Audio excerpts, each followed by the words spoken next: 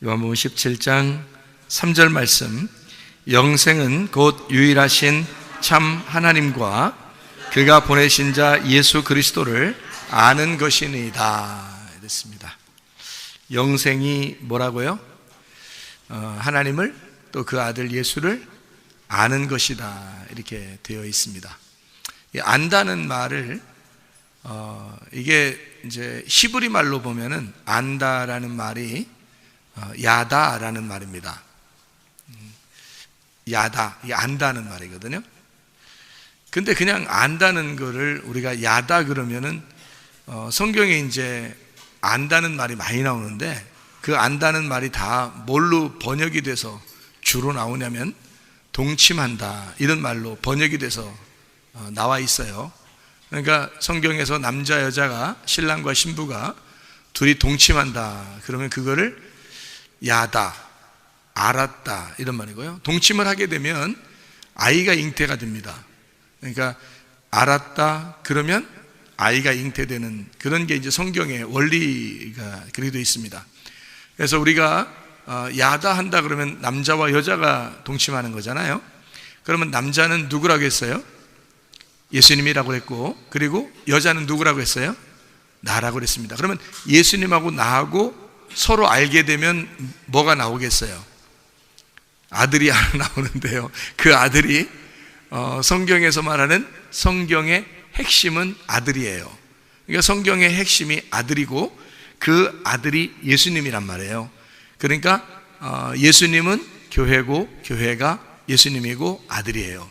그래서 우리의 속에 예수님을 잘 알게 되면 교회가 우리 속에서 나오게 되고 하나님의 아들이 나오게 되고 그 예수님을 통해서 하나님의 성령의 충만함을 받게 되고 성경의 핵심을 알게 된다. 그래서 그거를 예수님을 알게 돼, 나와 예수님이 잘 알게 되면 그렇게 이 속에서 중심이 생기는 거예요. 중심이. 그러니까 내가 어디에 중심을 가지고 살아가야 되느냐는 것이 예수님을 알면, 그러니까 남편하고 동침을 하게 되면 그게 이제 생기는 거죠. 여러분, 신랑과 신부가 둘이 동침을 하잖아요. 알잖아요. 그러면은 어떻게 해요? 그 아기가 나오는데 그 아기가 엄마는 자기 아기라고 그러고 아빠는 자기 아기라고 그래요. 근데 둘 다 닮았죠. 그러면 둘 다 이제 자기 아들이라고 자기 딸이라고 합니다. 그러면 그 아기를 보면서 이 신랑과 신부가 둘이 기뻐요, 안 기뻐요? 아주 기쁘죠. 그 자녀 난 것에 대한 기쁨이 대단합니다. 자기의 아이죠. 그러니까 둘이 알아서 하나가 나온 거예요. 그죠? 둘이 알아서 하나가 났어요. 쌍둥이가 나왔어도 그 쌍둥이가 한 말씀이라고 그랬죠. 그러니까 하나의 아들이라고 그러는 거예요. 둘이 아니라 하나인데 둘이 서로 알아서 하나가 나온 거예요. 그러니까 알게 되면 하나가 나오게 되는 거예요. 그게 하나가 영생이라는 겁니다.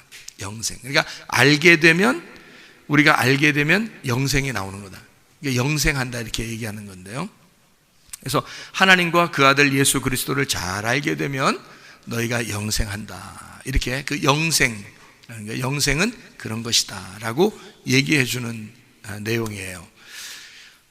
그러면 여러분, 이제 우리가 예수님을 잘 알아야 되겠죠. 그러니까 예수님을 안다는 것이 동침이라고 그랬잖아요. 그러니까 예수님 안 보이는데 우리가 어떻게 동침하겠어요? 예수님 말씀인데 말씀과 내가 동침을 할 만큼이란 말은 하나가 됐다는 말입니다. 서로가 하나가 됐다. 그 말은 말씀이 따로 있고 내가 여기 따로 있는 게 아니라 동침이라는 건 둘이 같이 있는 걸 말하는 거거든요.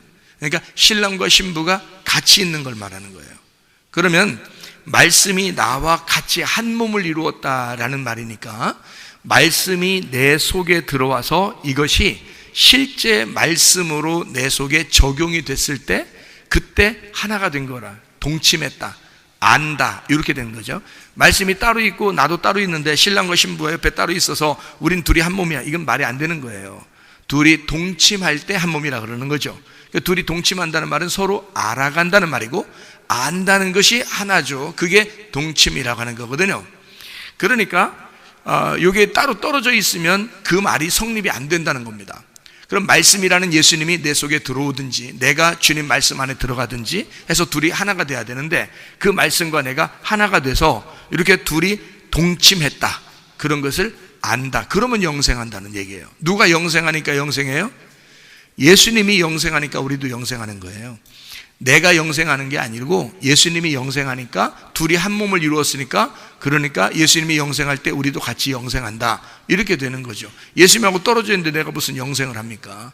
그 뭐 영생이라는 말은 영원히 산다, 천국에서 영원히 살든지 지옥에서 영원히 살든지 영원히 산다는 말이 영생인데, 영생은 천국에서 영생한다는 걸 성경에서 얘기하려고 하는 거죠. 영원히 산다는 말이죠. 영원히 죽는다 그러면 영사하죠. 영생이 아니라 영사한다고 하죠.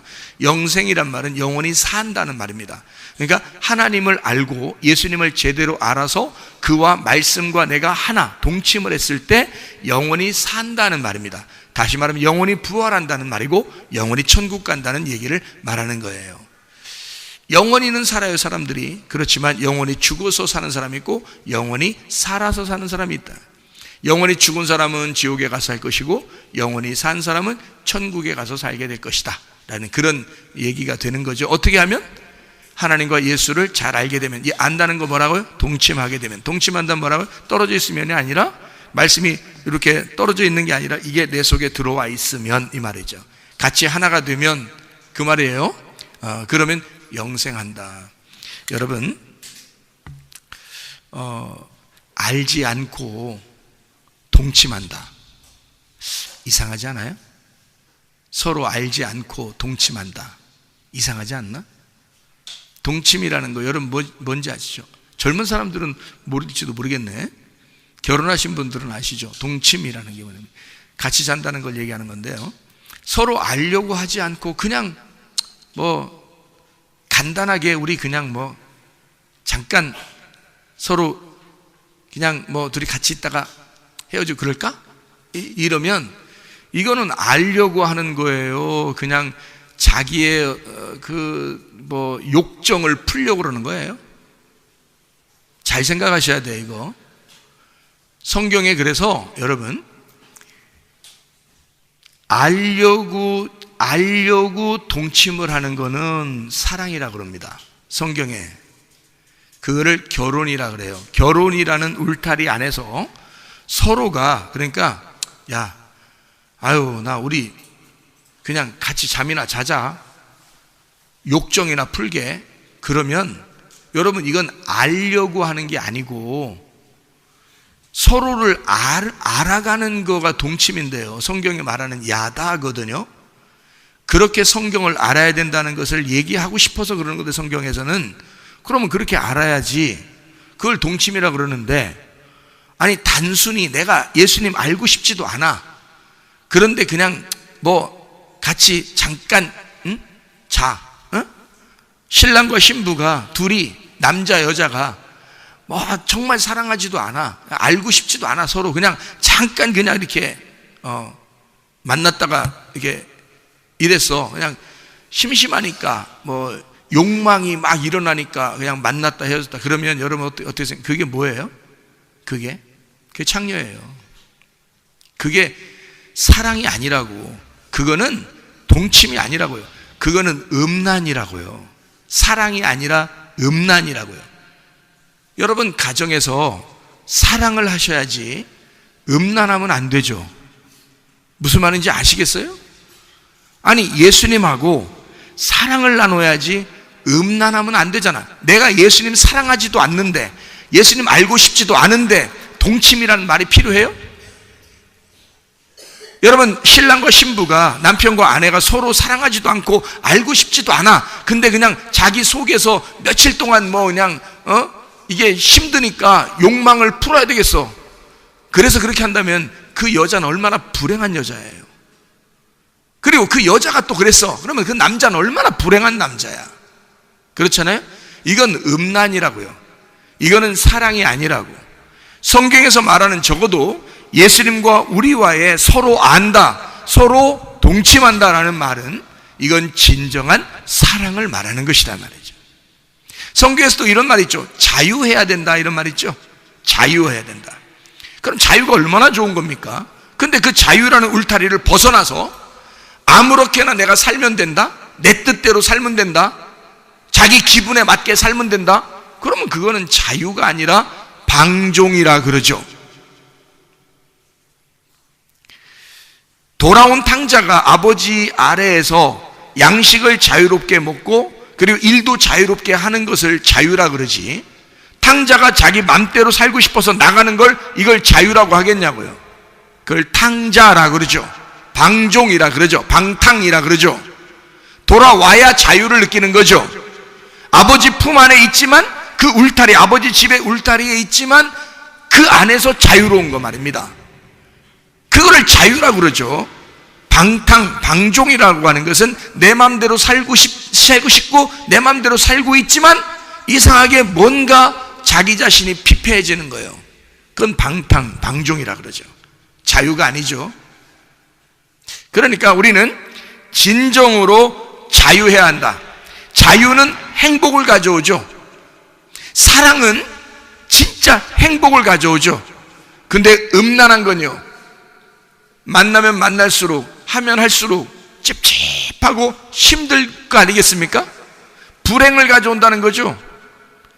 음란은 서로가 진짜 사랑이 아니라 그냥 자기의 욕정을 푸는 거니까 그것은 거룩함이 아니라는 거죠. 음란인 거죠. 부정한 거죠. 하나님이 좋아하시는 게 아닙니다. 그래서 그 음란을 성경에서는 우상숭배라 그러는 거고요, 그거를 선악과라 그러는 거예요. 왜냐하면 하나님이 원하는 게 아닌데, 하나님이 원하는 사랑이 아닌 자기들의 욕망을 풀기 위해서 먹어대는 선악과, 그리고 자기의 욕망을 풀어대는, 그래서 하나님 앞에 예배 드린다고 하는 사람들, 이거를 우상숭배라 그렇게 말하죠. 근데 진짜 하나님 좋아서, 하나님 너무 사랑스러워서, 하나님을 너무 알고 싶어요. 그래서 영과 진리로, 영이라는 말씀을 진리로 알고 싶어서 하나님 앞에 오는 거 있잖아요. 그것은 예배죠. 거룩입니다. 그건 사랑이죠. 동침입니다. 하나님을 아는 거예요. 그런 사람은 영생한다라고 말하는 겁니다. 다시 말하면 신랑과 신부가 둘이 서로를 알고 싶지 않은데 그냥 동침하는 걸 음란이라고 말한다면, 진짜 서로가 서로를 알고 싶어서 동침하는 것을 사랑이라고 하고 거룩한 사랑이다. 그건 행복을 가져온다. 이렇게 표현할 수가 있는 거죠.